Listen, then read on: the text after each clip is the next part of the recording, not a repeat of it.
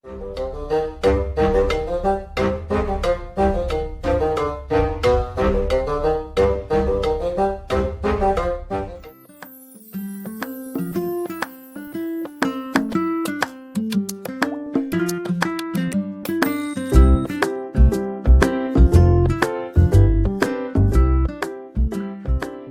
and welcome to your own YouTube channel Space and Time. My name is Sajid and today we will see a couple of numericals based on a previous lecture, that is electric field due to sphere.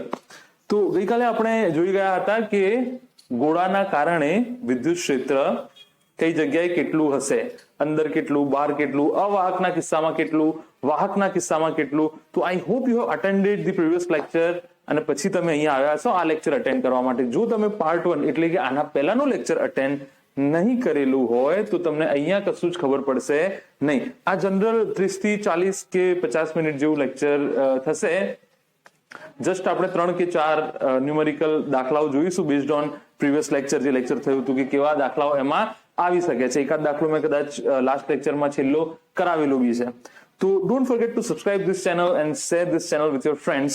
તો let's see, કાલનું પહેલા થોડું revision કરી લઈએ આપણે કે કાલે શું જોઈ ગયા હતા આપણે, બરાબર ને? તો કાલે જે ટોપિક હતો એ ટોપિક હતો વાહ વાહ વાહ, ગોળાને કારણે વિદ્યુત ક્ષેત્ર. અચ્છા, ઇમ્પોર્ટન્ટ શું જોઈ ગયા હતા આપણે કે પોલો ગોળો, એમાં આપણે જોઈ ગયા હતા વાહક હોય કે અવાહક હોય. અચ્છા, અને બીજું આપણે જોઈ ગયા હતા કે નક્કર ગોળો હોય તો એ કેવો વાહક. આ કિસ્સાઓ કેવા હતા? સેમ હતા. બીજું શું જોઈ ગયા હતા આપણે? બીજું એકમાત્ર જે બાકી છે નક્કર ગોળો અને એમાં અવાહક, એટલે કે hollow sphere, conductor or non conductor, solid sphere only conductor, solid sphere insulator or dielectric you can say. અવાહક જે insulator છે also you can say dielectric. Sometimes the dielectric word also is being used. તો એ બી ધ્યાન રાખવાનું તમારે. એમાં આપણે જોઈ ગયા હતા ઇનસાઇડ અને આઉટસાઇડ. ઇનસાઇડના કિસ્સામાં અહીંયા ઈ કેટલો હતો? 0 હતો. અને આ કેસમાં ઇનસાઇડમાં જે છે એ ચલે છે R હતું. તો કે કુલ વિદ્યુત ભાર જો Q હોય તો R અપોન R3. R ગોળાની ત્રિજ્યા, R જે અંતરે વિદ્યુત ક્ષેત્ર માપવાનું છે તે. R કયું છે? જે જગ્યાએ તમારે વિદ્યુત ક્ષેત્ર માપવાનું છે તે. અને આ R કયું છે? આ R કયું છે? એ R છે ગોળાની ત્રિજ્યા. તે જ રીતે આઉટસાઇડમાં બંને કેસ સેમ હતા. K is 1/4πε0, right? એ તમારે યાદ રાખવાનું છે કે K શું છે અહીંયા? 1/4πε0. અચ્છા, આઉટસાઇડમાં ઈ હતું કે Q અપોન R². આ R કયો છે? ગોળાની ત્રિજ્યા નથી, જે અંતરે માપવાનું છે વિદ્યુત ક્ષેત્ર તે R છે.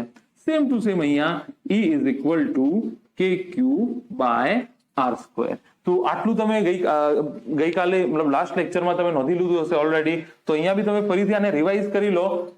રો વાળા સૂત્રો યાદ રાખવાની જરૂર નથી, ને જો તમને યાદ રહી જતા હોય તો પછી વેલ એન્ડ ગુડ. તો આટલું તમે નોંધી લો, એના પછી આપણે આગળનું જે સમ છે તે ચાલુ કરીએ. ઓલરાઈટ, ચલો તો જોઈએ સમ.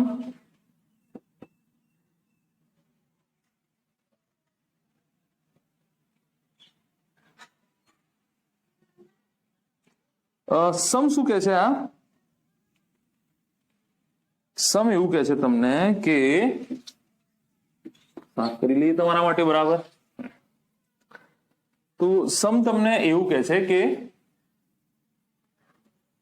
ક્યારે પૂછાયેલું છે પહેલા જોઈ લો. IIT JEE એડવાન્સ 2014 પૂછાઈ ગયેલો છે. તમને 3 ગોળાઓ આપેલા છે, 1, 2 અને 3 આવી રીતે 3 ગોળાઓ આપેલા છે, ગોળો 1, ગોળો 2 અને ગોળો 3. અચ્છા, આની ત્રિજ્યા છે r/2. આ ગોળો 1 છે, આ ગોળો 2 છે અને આ ગોળો 3 છે. આની ત્રિજ્યા છે r/2, આની ત્રિજ્યા છે r અને આની ત્રિજ્યા છે 2r. આના ઉપર વિદ્યુત ભાર છે q, કુલ વિદ્યુત ભાર છે, નક્કર ગોળો છે, ચિંતા ના કરશો. કેવો ગોળો છે? નક્કર ગોળો છે, 2q. ત્રણે ત્રણ આઈડેન્ટિકલ સમાન પદાર્થના બનેલા ગોળાઓ છે અને આના ઉપર વિદ્યુત ભાર કેટલું છે? 4q છે, બરાબર. અચ્છા, હવે શું કે છે આપણને? એમ કે છે કે એક p બિંદુ છે, કયા અંતરે? r અંતરે. એક p બિંદુ છે, કયા અંતરે? r અંતરે. એક p બિંદુ છે, કયા અંતરે? r અંતરે. તો આપણને ઓપ્શનમાં 4 ઓપ્શન છે, પણ હું શોર્ટ કરીને તમને ચલો 4 ઓપ્શન લખી દઈએ. EA greater than EB greater than EC. B, EA is equal to EB is equal to EC. Option જોઈ લો બીજા શું છે, ભૂલ ના પડે.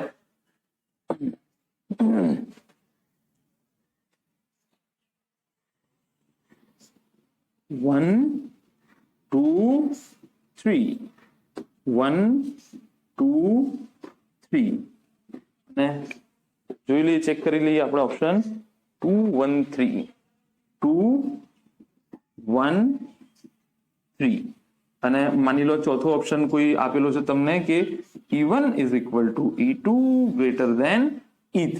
આ 4 ઓપ્શન પર છે તમને આપેલા છે એવું આપણે માની લઈએ. અચ્છા, ગોળાઓ કેવા છે? નક્કર ગોળાઓ છે. ત્રણેય ગોળાઓ કેવા છે? નક્કર ગોળાઓ છે. ત્રણેય સ્ફિયર કેવા છે? સોલિડ સ્ફિયર છે. આ કિસ્સામાં તમને કીધું હતું કે શું હોઈ શકે. અચ્છા, અહીંયા જો હું E1 લખું તો E1 કેટલો થાય? E1 જો ભાઈ, ગોળા પર વિદ્યુતભાર કેટલો છે? Q. P બિંદુ આઉટસાઇડ છે કે ઇનસાઇડ? P બિંદુ ગોળાની આઉટસાઇડ છે, તો આઉટસાઇડ નું સૂત્ર છે KQ/r². આઉટસાઇડ નું સૂત્ર શું છે? EKQ/r². Q કુલ વિદ્યુતભાર અને r જે અંતરે માપવાનું છે તે, તો આ થઈ જશે KQ/r². r/2 નો સ્ક્વેર થોડી આવશે, જે અંતરે માપવાનું છે તે. બહારના બિંદુ માટે આ તો બિંદુ વિદ્યુતભારની જેમ વર્તશે. અચ્છા, અહીંયા હું લખી દઉં છું E2. અહીંયા હું લખી દઉં છું E3. અચ્છા, તો અહીંયા જુઓ, હવે આ સપાટી ઉપર છે, તો સપાટી માટે બી આ r ની જગ્યાએ શું મૂકી દેવાનું હતું? E આઉટસાઇડ, E સરફેસ એટલે કે E સપાટી ઉપર, કે Q અપોન જે ગોળાની ત્રિજ્યા છે તે તમે મૂકી દો. હા કે ના? તો આ થઈ જશે તમારું કે Q. Q કુલ વિદ્યુતભાર છે, અહીંયા કુલ વિદ્યુતભાર કેટલું છે? 2Q છે અપોન r². હા કે ના?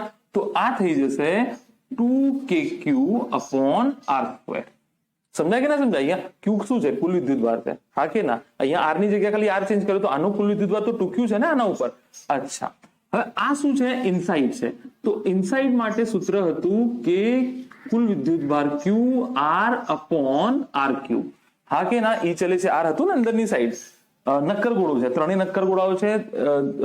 આ ત્રણ જે સ્ફિયર છે એ સોલિડ સ્ફિયર છે. અચ્છા, તો E3 શું થઈ જશે? કે કુલ વિદ્યુતભાર, Q કુલ વિદ્યુતભાર છે ને, 4Q. અચ્છા, આ r કયો છે? આ r યાદ રાખવાનું, આ r જે બિંદુએ માપવાનું છે તે, એનું મતલબ કેપિટલ R. અચ્છા, RQ એ શું છે? ગોળાની ત્રિજ્યા. આ યાદ રાખવાનું છે તમારે, આ યાદ રાખવાનું છે, બરાબર ને? શું કહ્યું છે? હું વારંવાર કહું છું દરેક વખતે. અહીંયા જો આ જે સ્મોલ r છે તે શું છે? જે જગ્યાએ વિદ્યુત ક્ષેત્ર માપવાનું છે તે ગોળાની ત્રિજ્યા. જે જગ્યાએ આવો આપણે કાલ્પનિક ગોળો વિચારતા હતા ને, અહીંયા જે ગોળાએ માપવાની છે તે ત્રિજ્યા, અને નીચે આર શું છે? ગોળાની ત્રિજ્યા. તો એ થઈ જશે 2r નો ક્યુબ. તો આ થઈ જશે 4kqr upon 8r ક્યુબ. હા કે ના? તો આ થઈ જશે E3 is equal to 4 2 8 4 2 8 અને r r કેન્સલ થશે તો kq upon 2r². kq upon 2r². એનો મતલબ E2 સૌથી મોટું છે 2kq/r², એના પછી E1 અને સૌથી નાનું કયું છે? E3. આટલો આસાન સવાલ તમારો કન્સેપ્ટ ક્લિયર હશે તો નીકળી જશે. તો ઓપ્શન કયો આવશે તમારો? સી આવશે. E2 greater than E1 greater than E3. તો આ ત્યારે જ શક્ય છે જ્યારે તમને કોન્સેપ્ટ પ્રોપર મગજમાં બેસ્યા હોય તો. લખીને તૈયાર કરશો તો જ યાદ રહેશે. અને also one more thing very important, કે સૂત્ર યાદ રહેવાથી કશું નહીં થાય. સૂત્રમાં આપેલા જે પદો છે ને એ શું કહેવા માંગે છે, એ શેના વિશે છે, કોના ઉપર આધાર રાખે છે, એક્ઝેક્ટ ટર્મ શું છે, એ બહુ મહત્વનું થઈ પડે છે અહીંયા. બરાબર ને? કે આર શું લેવાનું, અહીંયા આર કયું લેવાનું, તો એ તમને તો જ ખબર પડશે જો તમે કન્સેપ્ટ સારી રીતે શીખ્યા હશો તો આને નોંધી લો. એના પછી આપણે આગળ વધીએ.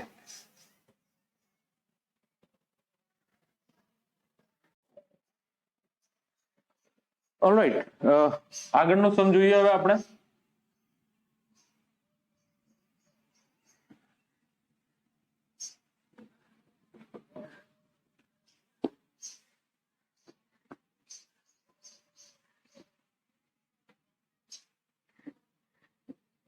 એનાલિટિકલ સ્કિલ, વિશ્લેષણ શક્તિ, લોજિક બહુ જ ઇમ્પોર્ટન્ટ છે, હદ વગરનું ઇમ્પોર્ટન્ટ છે.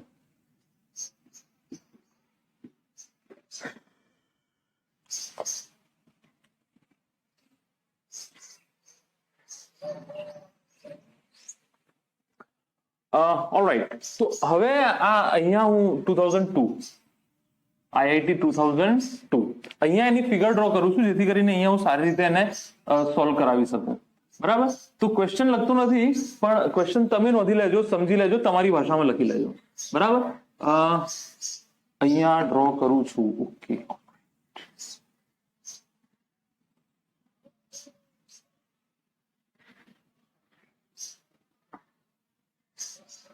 એક સિલિન્ડર છે નળાકાર. શું છે? નળાકાર.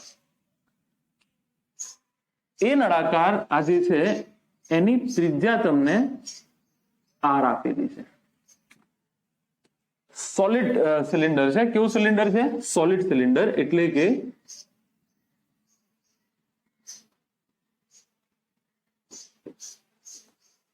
નક્કર નળાકાર. આમાં જે વિદ્યુતભાર વિતરણ છે એ નિયમિત છે. કેવું વિતરણ છે? નિયમિત વિદ્યુતભાર વિતરણ.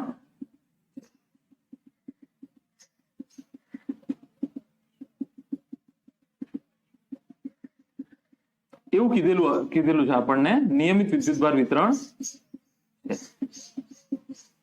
બરાબર? વિદ્યુતભાર વિતરણ કેવું છે? નિયમિત.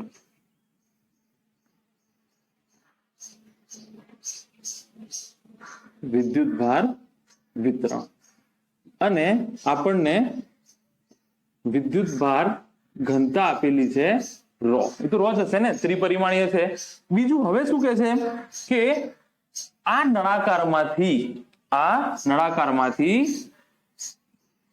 બિલકુલ મધ્યમાંથી, આ નળાકારના બિલકુલ મધ્યમાંથી r/2 નું સ્ફિયર કાપી લેવામાં આવે છે. કેટલી ત્રિજ્યાનો? r/2 જેટલી ત્રિજ્યાનો એક ગોળો જે છે એ કાપી લેવામાં આવે છે. ચકલીને ભગાઈ દઉં. ચકલી ભાગી ગઈ. અચ્છા, તો બીજું અહીંયા લખી દઉં છું. મધ્યમાંથી r/2 ગોળો કાપેલો છે. એટલે કે કેવિટી બની ગઈ હશે. કેવિટી એટલે ખાલી જગ્યા છે ત્યાં, વિદ્યુતભાર છે જ નહીં, ગોળો કાપેલો છે ને, નક્કર નળા પેનમાંથી વચમાંથી નાનો ગોળો લઈ લો તો ત્યાં એક કેવિટી થઈ જશે, ખાલી જગ્યા થઈ જશે. અહીંયા કેવી જગ્યા થઈ ગઈ છે? ખાલી જગ્યા થઈ ગઈ છે. જો સિલિન્ડરની વર્ટિકલ અક્ષ જે છે, સિલિન્ડરની આ વર્ટિકલ અક્ષ છે, એટલે કે સિલિન્ડરની શિરોલંબ અક્ષથી 2r અંતરે, શિરોલંબ અક્ષથી 2r અંતરે આ રચનાની વાત છે, આ રચના માટે 2r અંતરે જો પી બિંદુ હોય અને ત્યાં આગળ વિદ્યુત ક્ષેત્રનું મૂલ્ય જોઈને, વિદ્યુત ક્ષેત્ર આપેલું છે ત્યાં આગળ 23 rho r upon 16 k epsilon 0, 23 rho r upon 16 k epsilon 0, જ્યાં k અચળાંક છે. k શું છે? અચળાંક છે. k 1/4 epsilon 0 નથી, k શું છે? કોઈ અચળાંક છે. તો આ કે છે k કેટલું થશે? શું કહે છે આપણને? k કેટલો થશે? ઓલરાઈટ, રકમ તો લખાઈ ગઈ છે, બરાબર. k કેટલું થશે એ આપણને કહે છે. તો કેવી રીતે શોધીશું એ પ્રશ્ન છે. અચ્છા, 2r અંતર ક્યાં થશે? આનું બમણું અંતર, એટલે કે અહીંયા કોઈ પી બિંદુ લઈ લઉં. અહીંયા આગળ વિદ્યુત ક્ષેત્રનું મૂલ્ય 23 rho r upon 16 k epsilon 0 થતું હોય આ રચનાના કારણે, તો k શું હશે? બરાબર. અચ્છા, દાખલાનો અપ્રોચ તમે જુઓ હું કેવો કરું છું. એક દાખલો ગણવાના એક કરતા વધારે રસ્તા હોઈ શકે, એક જ પ્રશ્નમાંથી બીજા 10 પ્રશ્નો નીકળતા હોઈ શકે. તો એ કેવી રીતે આવશે? મારા લેક્ચર અટેન્ડ કરવાથી નહીં આવે. એ તમે જેટલા મેક્સિમમ એમસીક્યુ અટેમ્પ્ટ કરશો, મેક્સિમમ દાખલાઓ ઘરે ગણશો તમે, તો પ્રેક્ટિસથી તમને લોજિક રીઝનિંગ જે છે એ આવશે. આ પ્રશ્ન કેવી રીતે ચેન્જ કરી શકાય, આ પ્રશ્નના બીજા રસ્તાઓ શું હોઈ શકતા હતા, એન્ડ સો ઓન. અચ્છા, તો હું એક કામ કરું, એક વસ્તુ તમે સાંભળો. દાખલા તરીકે આ ગોળો જો ના કાપેલો હોત તો સિલિન્ડર આખું હોત. જો ગોળો ના કાપેલો હોત તો સિલિન્ડર આખું હોત. તો આખા સિલિન્ડરના કારણે અહીંયા વિદ્યુત ક્ષેત્ર લઈ લઉં. પછી આ જે ગોળાનો અહીંયા વિદ્યુતભાર આપણે કાઢી લીધો ને, જે અહીંયાથી આ દળ કાઢી લીધું તો વિદ્યુતભાર નીકળી જ ગયો હશે. તો એ ગોળાના કારણે જે પી બિંદુ પર વિદ્યુત ક્ષેત્ર હશે એવું માઇનસ કરી દઉં. આખા સિલિન્ડરના કારણે, કાપ્યા વગરનો, આખા સિલિન્ડરના કારણે જે વિદ્યુત ક્ષેત્ર છે તે માઇનસ આ કાપેલા ગોળાના કારણે, કટિંગ કરેલું જે સ્ફિયર છે, ફૂલ સિલિન્ડરનું અહીંયા ઇલેક્ટ્રિક ફિલ્ડ માઇનસ આ ગોળાના કારણે જો અહીંયા હોત વિદ્યુત ભાર તો અહીંયા વિદ્યુત ક્ષેત્ર હોત એના કારણે બી, તો એ ગોળાના કારણે જે વિદ્યુત ક્ષેત્ર અહીંયા હશે એને હું માઇનસ કરી દઉં તો મને જવાબ મળી જવો જોઈએ. તો જોઈ લઈએ આપણે. ટૂંકમાં હું એવું કરવા માંગુ છું કે E P minus E S EC is equal to E P. સિલિન્ડરના કારણે વિદ્યુત ક્ષેત્ર માઇનસ સ્ફિયરના કારણે એટલે કે ગોળાના કારણે વિદ્યુત ક્ષેત્ર ઇઝ ઇક્વલ ટુ પી બિંદુએ તમને વિદ્યુત ક્ષેત્ર મળી જશે. તો પહેલા હું આખા સિલિન્ડરના કારણે લઈ લઉં. માની લો ગોળું મિસિંગ નથી, આ ગોળું મિસિંગ નથી, તો હું અહીંયા લખું ઈ સી શોધવા માટે. અચ્છા, તો phi is equal to q inside upon epsilon 0 is equal to, થાય કે ના થાય? સંકલન એડીએ આખું સીધું લખતું હતું પણ જગ્યા નથી એટલે મેં અહીંયા લખ્યું. અચ્છા, અહીંયા જો તો આ થઈ જશે q inside upon epsilon 0, e બહાર આવશે, બધી તમને વાતો ખબર છે, ડીએ. તો q inside કેટલો થઈ જશે? q inside, અચ્છા, q inside વિચારવા માટે આ સૂત્ર લખ્યા પછી મારે સમમિતિ વિચારવી પડશે. તો નળાકાર માટે સમમિતિ કેવી લેતા હતા તમે? નળાકાર લેતા હતા, હા કે ના? તો અહીંયા હું એક L લંબાઈનો નળાકાર ધારી લઉં. અહીંયા હું એક L લંબાઈનો સમમિતિ, અહીંયા બી r, અહીંયા બી r અંતર, બરાબર, એવો મેં નળાકાર અહીંયા ધારી લીધો. અહીંયા બી આ 2r અંતર છે, બરાબર ને? કયા અંતરે? 2r અંતરે, બરાબર. અચ્છા, q inside, પહેલા તો આ ડીએ કેટલો આવશે? આ ડીએ કેટલો આવશે? યાદ રાખો મેં તમને કીધું હતું કે જે રાઈટ સાઈડ નું પદ છે ઈ સંકલન ડીએ બંધ ગાળાનું, ત્યાં આગળ જે ડીએ છે તે આપણે જે ગૌસિયન સપાટી વિચારી છે તેનું ક્ષેત્રફળ છે. તો માની લો આની લંબાઈ હું કેટલી ધારી લઉં? એલ. કેટલી ધારી લીધી મેં? એલ લંબાઈ. તો એ થઈ જશે ઈ 2 પાઈ r ઇન્ટુ એલ ક્ષેત્રફળ છે ને. અચ્છા, હવે જો ક્યુ ઇનસાઇડ કેટલો આવશે? ક્યુ ઇનસાઇડ તમારો આટલો આવશે. અહીંયા જે આટલા ભાટલા નળાકારમાં જે વિદ્યુત ક્ષેત્ર છે તે જ આવશે ને. આ ગૌસિયન જે સપાટી વિચારી છે એના માટે ઘેરાતું ક્ષેત્રફળ ઉપરનું થોડું આવશે. ગૌસિયન સપાટી વડે ઘેરાતું ક્ષેત્રફળ છે ક્યુ ઇનસાઇડ. તો અહીંયા હું લખું રો વી અપોન એપ્સાઇલોન 0. અચ્છા, તો રો વી કેટલું થઈ જશે? પાઈ, ત્રિજ્યા કેટલી છે આની? આર છે ને, pi R square L E into 2 pi. R કયું છે? આ 2 પાઈ આર એલ માં આર કયું છે? આ ડીએ કયું છે? જે તમે ગૌસિયન પૃષ્ઠ વિચાર્યું છે એનું ક્ષેત્રફળ છે. તો આ આર તમારું 2r આવશે આનું, બરાબર ને? આર કયો આવશે? 2r આવશે ને. ગૌસિયન પૃષ્ઠનું ક્ષેત્રફળ છે તો 2r into L upon epsilon 0. Epsilon 0. अच्छा, पाई थी पाई जे छे मरी जશે. आ થઈ જશે e ઇન્ટુ અહીંયાથી એક r જશે, l થી l જશે તો e ઇન્ટુ 4 વધશે. અહીંયા e ઇન્ટુ 4 વધશે અને આ સાઈડ થશે rho r upon epsilon 0 e ગુણા 4. अच्छा, એનો મતલબ આ થઈ જશે E બરાબર રો r અપોન 4 એપ્સિલોન 0. આ કોના કારણે આવ્યું? સિલિન્ડર એટલે કે નળાકાર. આખો નળાકારના કારણે. આટલું નોંધી લો, આટલું નોંધી લો. આખા નળાકારના કારણે આવ્યું. ફ્રેમમાં આવે છે કે નહીં જોઈ લઈએ. હા, આવે છે, બરાબર. Rho r upon 4 epsilon 0. અચ્છા, તો આ તમને કોનું મળી ગયું? ઈસી મળી ગયું. હા કે ના? ઈ સિલિન્ડર. ક્યારે? જ્યારે આખાનો જ ગોળો કાપેલો નથી ત્યારે. હવે હું શું કહું છું? ગોળાના કારણે બી વિદ્યુત ક્ષેત્ર હશે. આટલા ભાગના કારણે જે વિદ્યુત ક્ષેત્ર હશે એ કાઢી નાખું તો એટલો ભાગ કયો છે? ગોળો છે. તો ગોળાના કારણે શું કરું? વિદ્યુત ક્ષેત્ર હું કાઢી નાખું. અચ્છા, તો હવે ઈસી થઈ ગયું. હવે હું ઈ સ્ફિયર લખું અહીંયા. ઈ સ્ફિયર. તો ઈ સ્ફિયર માટે આવું લખાય, પાઈ is equal to q inside upon epsilon 0 EDA. હા કે ના? અચ્છા, હવે એક વસ્તુ વિચારો તમે. એક વસ્તુ વિચારો. અહીંયા હું લખી નાખું છું ક્યુ ઇનસાઇડ अपॉन एप्सिलॉन 0 ઈ બાર લઈ લઉં.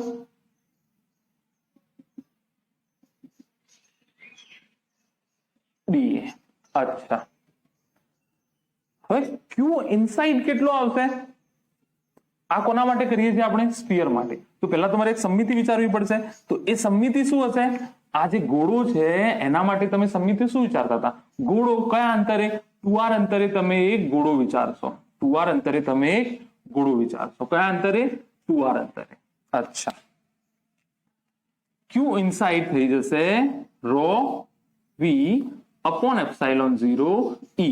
જમણી સાઈડનું પદ જે ગૌસિયન પૃષ્ઠ વિચારેલું છે એનું ક્ષેત્રફળ ત્યાં લેવાનું છે. તો એ થઈ જશે 4 પાઈ 2r સ્ક્વેર. શું કરું છું? બહુ સિમ્પલ છે. આખા નળાકારનું લીધું અને આના કારણે ગોળાના કારણે જે વિદ્યુત ક્ષેત્ર છે માઇનસ કરી દઉં. e ઇન્ટુ 4 પાઈ 2r નો સ્ક્વેર. અચ્છા, આ v કયો આવશે? જ્યાં ઘેરાયેલું ક્ષેત્રફળ, સોરી, ઘેરાયેલું જે ગૌસિયન સપાટી વિચારેલી છે એ કોના માટે વિચારી છે? અહીંયા જે વિદ્યુતભાર હતો એના માટે વિચારેલી છે. અહીંયા જે વિદ્યુતભાર હતો એના માટે વિચારેલી છે ને. હું આનું શોધું છું અત્યારે. આ સિલિન્ડર ભૂલી જાઓ, આટલા ભાગનું વિચારું છું હવે. તો ક્યુ ઇનસાઇડ કેટલો છે? આ 2r ગોળા માટે ક્યુ ઇનસાઇડ કેટલો છે? આટલું જ છે વિદ્યુતભાર જે ગોળા માટે લઉં છું એટલા માટે. તો એનું કદ આવશે જે ક્યુ ઇનસાઇડ લીધું છે એનું. તો એ થશે 4/3 પાઈ r/2 ગોળો કાપ્યું છે ને sphere upon epsilon 0 4 pi into 4r square. 4 pi into 4r square. अच्छा, पाई थी पाई जैसे 4 थी 4 जैसे, बराबर. तो आ थी जैसे रो by 3 r cube by 8 upon epsilon 0 is equal to 4r square. આટલું થઈ જશે 4r square. અચ્છા, પ્રેમમાં આવી જશે, ટ્રાય કરું છું. કેટલા થઈ જશે? r માંથી એક r કેન્સલ થઈ જશે, તો આ થશે રો r અપોન 24 ગુણ્યા 4 એપ્સાઇલોન 0 બરાબર ઈ છે ને અહીંયા, ઈ ક્યાં રહી ગયું? આ ગુણ્યા ઈ છે ને અહીંયા, ઈ બરાબર ઈ. પ્રેમમાં છે કે નહીં જોઈ લઈએ. છે પ્રેમમાં, છે પ્રેમમાં, વાંધો નહીં. બરાબર, is equal to rho r upon 24 into 4 epsilon 0. બરાબર, આનું સાદુરૂપ તમે આપી દો. જો આર એક આર કેન્સલ થશે અહીંયાથી, 8 3 24 થઈ જશે, છેદનો છેદ નીચે આવશે, 4 આમ આવશે, તો રો આર અપોન 24 ગુણ્યા 4 એપ્સાઇલોન 0. બંને વસ્તુ તમે નોંધી લો.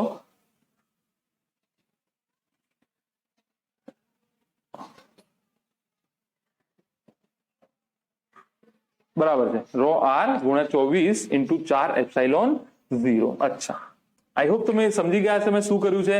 પહેલા આખા સિલિન્ડર નું લઈ લીધું અને પછી આટલું ગોળો કાપી લીધો, તો એટલા વિદ્યુત ભારોના કારણે જે વિદ્યુત ક્ષેત્ર છે માઇનસ કરી લઉં, તો ગોળાના કારણે વિદ્યુત ક્ષેત્ર શોધ્યું અને સિલિન્ડરના કારણે વિદ્યુત ક્ષેત્ર શોધ્યું. તો બે વેલ્યુ હું EC અને ES અહીંયા રાખું છું, બાકી બધું જે છે એ કાઢી લઉં છું. બરાબર, શું કર્યું? આઈ હોપ રિપીટ કરીને ફરીથી જોઈ લેજો. આખા સિલિન્ડરના કારણે આ સિલિન્ડરમાં વિચાર્યું એલ લંબાઈનો. એલ લંબાઈ કેવી રીતે આવી? આપણી જાતે આપણે વિચારવું પડે એલ લંબાઈ, કારણ કે એલ તો કેન્સલ જ થવાના છે ને. આ એલ અને આ એલ કેન્સલ થવાનું છે.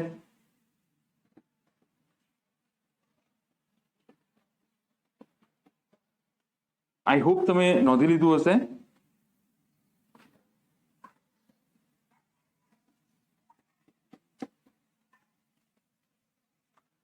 ચલો,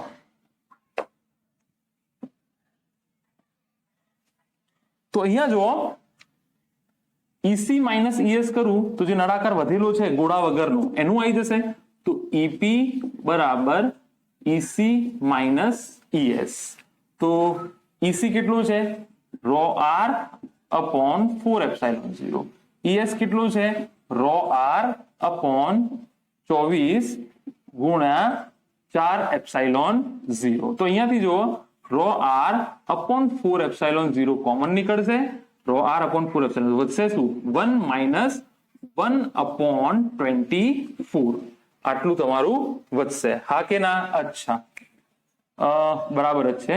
તો રો આર અપોન 4 એપ્સાઇલોન 0 આ થઈ જશે 24 માઇનસ 1 બાય 24, હા કે ના?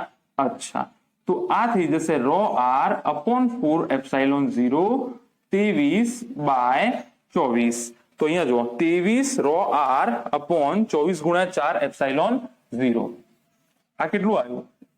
EP બરાબર 23 રો આર અપોન 24 ગુણ્યા 4 એપ્સાઇલોન 0. અચ્છા, 16 અલગ કાઢી લઉં તો કે મળી જશે મને? 16 અલગ કાઢી લઉં તો કે મળી જશે? અહીંયા જો ઉપર તો 23 rho r, 23 rho r, 23 rho r આવી ગયું, નીચે 16 કે એપ્સાઇલોન 0 છે. તો 24 ગુણ્યા 4 છે ને, એમાં 16 નો ભાગ અલગ પાડી દઉં તો બાકી વધશે કે હશે. તો 23 રો આર કેવી રીતે કરું? 8 તરી 24 એટલે 4 ગુણ્યા 2, 4 દુ 8 તરી 24 થઈ ગયા. 24 ગુણ્યા 4 એપ્સાઇલોન 0, તો 4 4 16. 23 રો આર, આ 4 આ 4, આ 16 આવી ગયા મારા અહીંયા, આ 16 આવી ગયા. તો કેટલું વધ્યું? 16 ગુણ્યા 6 એપ્સાઇલોન 0. તો અહીંયા જુઓ, 23 રો આર ઉપર આવી ગયું, નીચે 16 આવી ગયું, એપ્સાઇલોન 0 આવી ગયું. તો આ કે હશે તમારો, હા કે ના? તો એનો મતલબ કે બરાબર કેટલો જવાબ આવ્યો? 6 જવાબ આવ્યો. પતી ગઈ વાર્તા. નોંધી લો, આને રિપીટ કરીને ફરીથી જોઈ લો. ના સમજ, આ તમારા પ્રેક્ટિસ માટે છે બ્રેનની, કે આવા દાખલાઓ કદાચ આવે તો કેવી રીતે એને ટ્રીટ કરવા.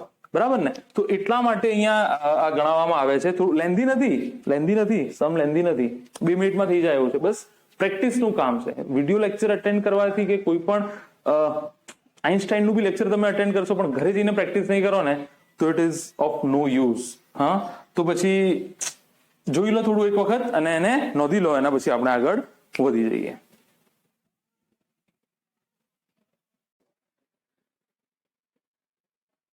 ચલો, આઈ હોપ તમે નોંધી લીધું હશે.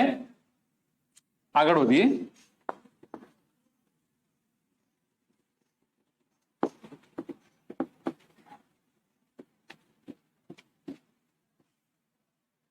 સાઈડ ચેન્જ કરીએ આની, જેથી કરીને થોડું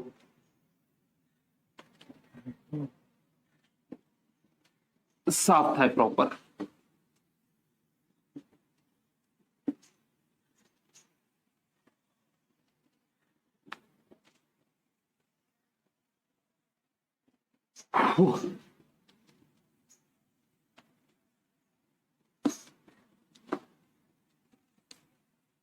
ચલો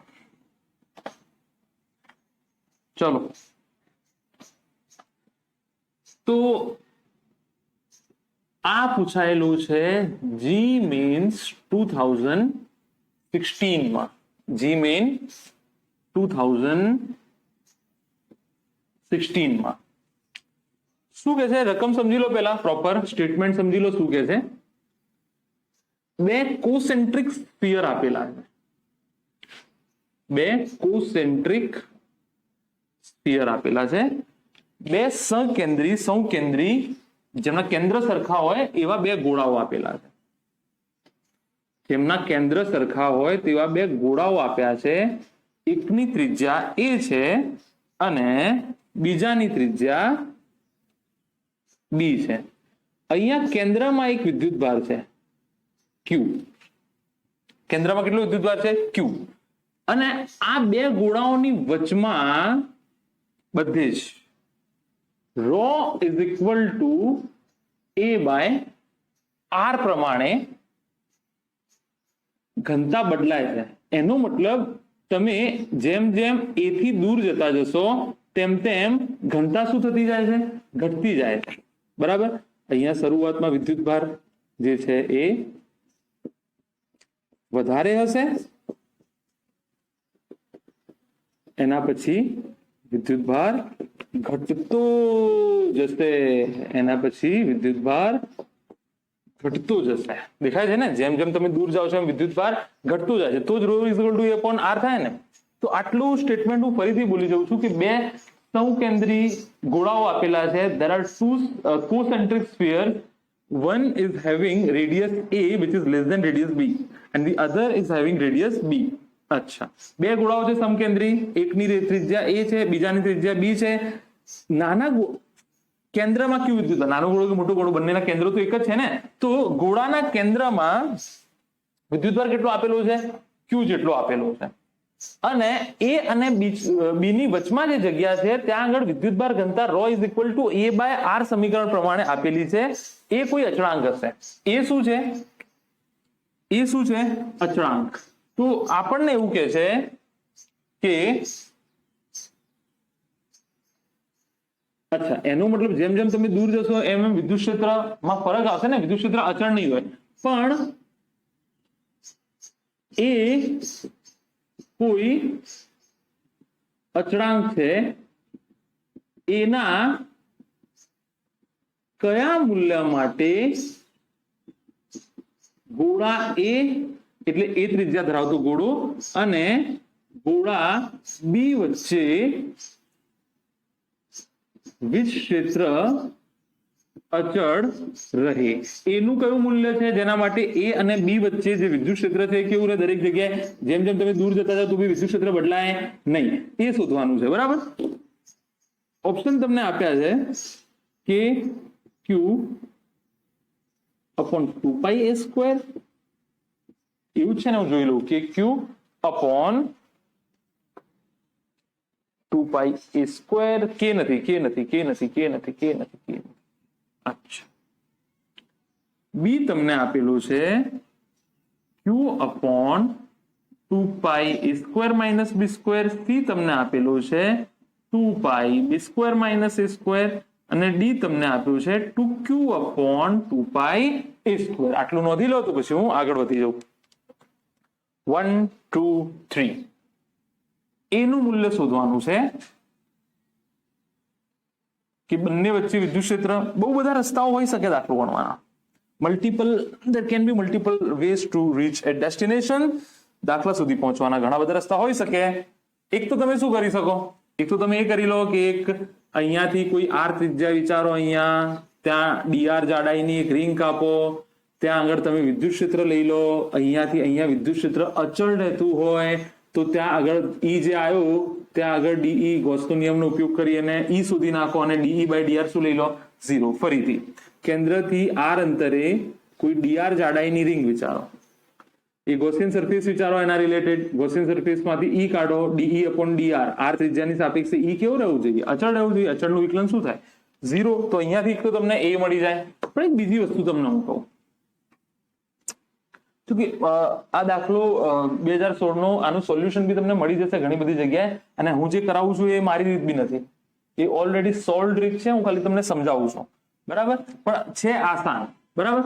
હું એમ કહું છું કે જો એ અને બી વચ્ચે, એના કોઈ મૂલ્ય માટે એ અને બી વચ્ચે વિદ્યુત ક્ષેત્ર અચળ રહેતું હોય તો વિદ્યુત ક્ષેત્રનું અહીંયા મૂલ્ય વિદ્યુત ક્ષેત્રના અહીંયા મૂલ્ય બરાબર થવું જોઈએ, એ બરાબર એ બી થવું જોઈએ, હા કે ના? અચળનો તો મતલબ એ જ છે બંને વચ્ચે. તમે કહો સર વચ્ચેનું કીધું છે ને, સપાટી, સપાટી બી તો આવી ગઈ વચમાં, સપાટી બી તો આવી ગઈ વચમાં. તો અહીંયા વિદ્યુત ભાર અને અહીંયા વિદ્યુત ભાર, અથવા અહીંયા વિદ્યુત ભાર અને અહીંયા વિદ્યુત ભાર કેવું હોવું જોઈએ, સમાન હોવું જોઈએ. અચ્છા, તો આ સપાટી ઉપર વિદ્યુત ભાર શોધી લઉં, આ સપાટી ઉપર વિદ્યુત ભાર શોધી લઉં તો વાર્તા પતી જશે, બંનેને સરખાઈ દો, બરાબર? અચ્છા, અહીંયા ઈએ કેટલું થઈ જશે, ઈએ કેટલું થઈ જશે, તો પેલા ઈએ શોધી લઈએ, બરાબર? ઈએ તમારું થઈ જશે કે ક્યુ બાય એ સ્ક્વેર. શું કરશો યાર, phi is equal to q inside upon epsilon 0 e dA. તો આ થઈ જશે e dA. q inside કેટલું છે, q કેન્દ્ર પર, તો q upon epsilon 0. આ dA કયો છે, જે તમે ગોસિયન સરફેસ વિચારી છે ઓલરેડી, એની સપાટી છે ને, તો પોતે, બરાબર? તો એ શું થઈ જશે, 4 પાઈ a સ્ક્વેર, હા કે ના? 4 પાઈ સ્ક્વેર જ થશે ભાઈ. તો આ થશે q 4 pi epsilon 0 a square is equal two e a. તો આ તમારું શું થઈ ગયું, e a થઈ ગયું. અચ્છા, હવે શું કરીશું, હવે કરીશું આપણે eb શોધવાની શરૂઆત. તો e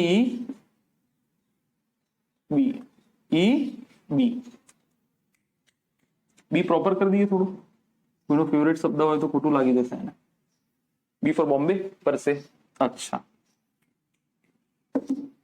શું કરીશું, તો ફરીથી flux phi is equal to q inside upon epsilon 0 e d, હા કે ના? અચ્છા, તો ક્યુ ઇનસાઇડ કેટલો થઈ જશે, ક્યુ ઇનસાઇડ કેટલો થઈ જશે, ક્યુ ઇનસાઇડ થઈ જશે એક તો આ ક્યુ, અને આ સપાટી માટે આ જે અંદરનો વિદ્યુત ભાર છે તે બી આવશે. એક તો આ ક્યુ આવશે, જ્યાં બહારની સપાટી છે ને, બી સપાટી, બી શોધું છું ને, તો અહીંયા વિદ્યુત ક્ષેત્ર માટે જે ક્યુ ઇનસાઇડ છે, એક તો આ વિદ્યુત ભાર આવશે અને બીજો આ વિદ્યુત ભાર બી આવશે, આ જે અહીંયા ઘેરાયેલો છે એ વિદ્યુત ભાર બી આવશે. એનો મતલબ ક્યુ વત્તા ક્યુ ઇનસાઇડ આવશે, નહીં? અપોન એપ્સાઇલોન 0 e બાર આવશે અને આ થશે ડી. અચ્છા, તો ક્યુ ઇનસાઇડ શોધવું પડશે, ક્યુ ઇનસાઇડ શોધવું પડશે. ચલિત વિધેય છે આ વખતે, નિયમિત વિતરણ નથી. કેવું વિતરણ છે, અનિયમિત વિતરણ છે. તો અનિયમિત વિતરણના કિસ્સામાં ફ્રેમ ચાલુ છે કે નહીં, ચાલુ છે, ચાલુ છે. હા, ઓલરાઈટ. ઈ આ ડીએ કયું ભાઈ, જે ગોસિયન સપાટી વિચારી છે તમે, અહીંયા વિદ્યુત ક્ષેત્ર શોધવાનું છે, તો આ થઈ જશે 4 પાઈ બી સ્ક્વેર. ક્યુ ઇનસાઇડ મળી જાય, પછી આગળની વાત કરીએ, ક્યુ ઇનસાઇડ અપોન એપ્સાઇલોન 0. અચ્છા, શું છે શોધવાની રીત, શોધવાની રીત જે કાલે શીખવાડી હતી એ, અહીંયાથી એક્સ અંતરે કલર પેન વાપરી દઈએ, અહીંયાથી એક્સ અંતરે,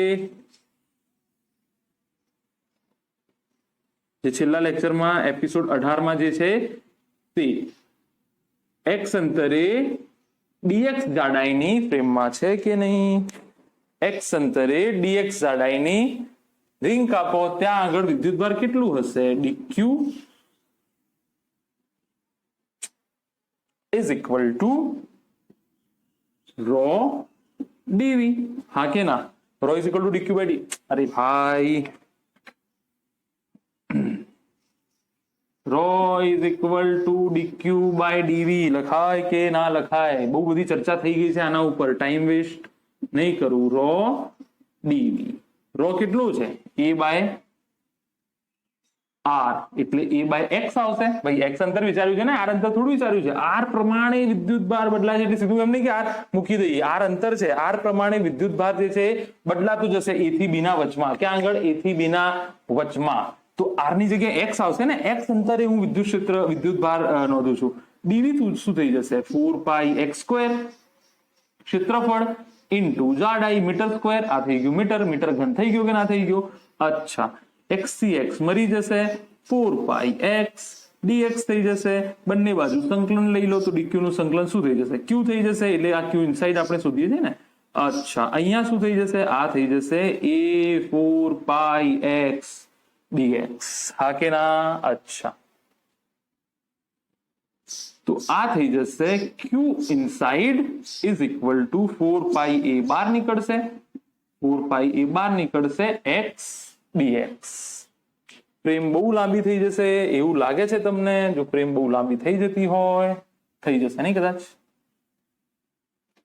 તો એક કામ કરું, આટલું નોંધી લો, એના પછી હું ઉપર લખી દઉં।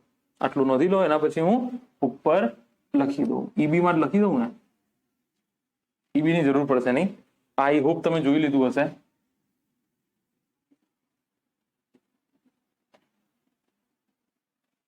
એ બરાબર ઈબી કરવાનું છે આપણે, બસ એ બરાબર ઈબી કરવાનું છે આપણે।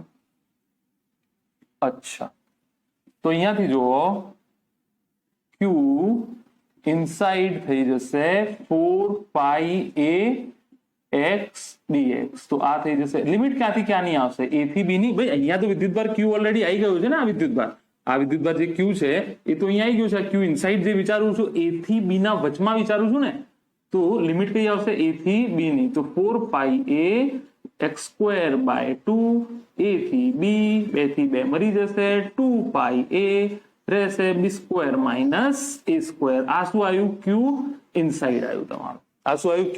q inside. તો અહીંયા મૂકી દઉં q ઇનસાઇડ, આ ક્યાં મૂકી દઉં? અહીંયા મૂકી દઉં તો q plus 2 pi a b square minus a square upon epsilon 0 4 pi b square, હા કે ના? હા કે ના? હા કે ના? હા કે ના? તો આ શું છે? e b છે ને, e b છે, e તો આવી ગયું છે। તો અહીંયાથી e b ને કરતા બનાવી દઉં, આ e b છે, e b ને તમે કરતા બનાવશો તો આ થઈ જશે q plus 2 pi a b square minus a square upon epsilon 0, upon epsilon 0, 4 pi epsilon 0 અને અહીંયા b સ્ક્વેર રહેશે। અચ્છા, ચલો તો કામ પતી ગયું છે। એ બરાબર ઈબી કરી નાખીએ, એ તો કરવાનું છે, શરૂઆતમાં તો સમજાવ્યું મેં તમને।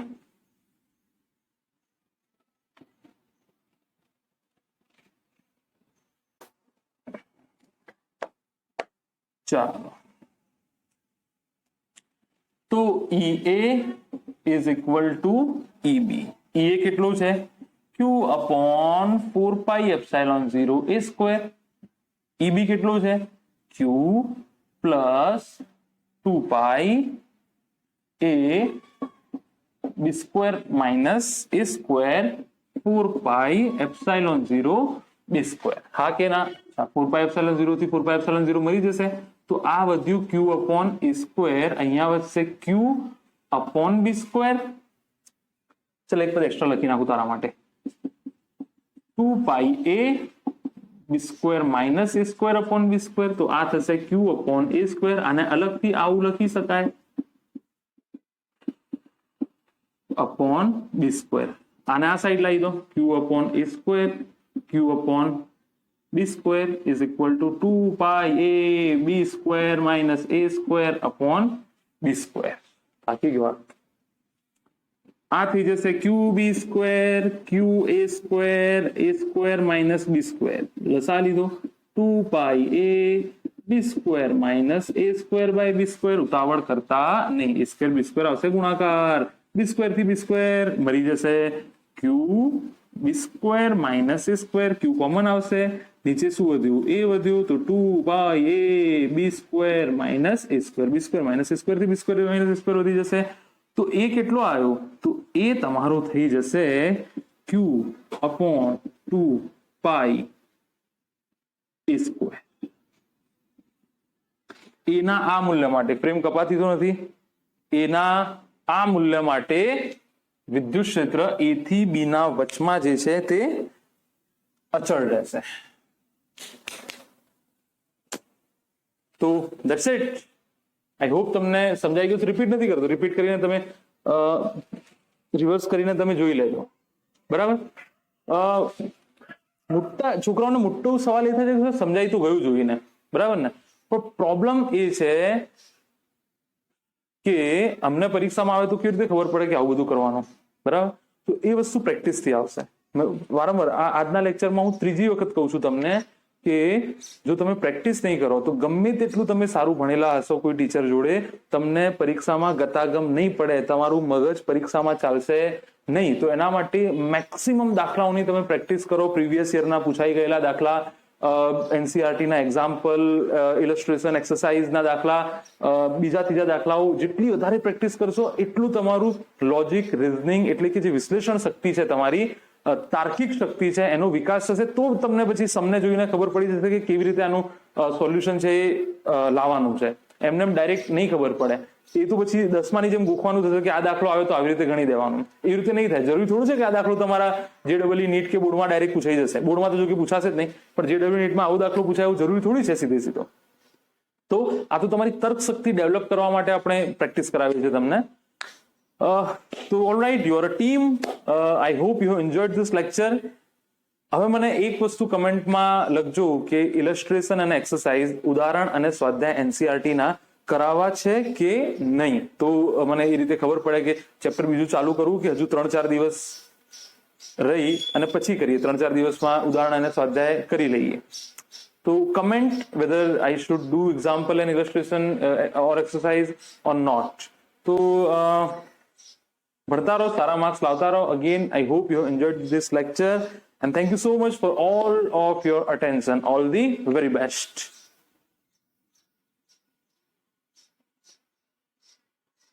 And yes, also આ છેલ્લું લેક્ચર છે જી નીટના રિલેટેડ. કદાચ ઉદાહરણ સ્વાધ્યાય કરાવવાના હોય તો વસ્તુ અલગ છે. અધરવાઇઝ આ જે લેક્ચર છે એ ઇલેક્ટ્રોસ્ટેટિક ચેપ્ટર નંબર 1, ઇલેક્ટ્રોસ્ટેટિક તમારો યુનિટ છે, એનો ચેપ્ટર નંબર 1 જે છે વિદ્યુત દ્વારા અને વિદ્યુત ક્ષેત્ર, ચાર્જ એન્ડ ઇલેક્ટ્રિક ફિલ્ડ, એ અહીંયા સમાપ્ત થાય છે, પૂરું થાય છે. બરાબર. Again all the very best.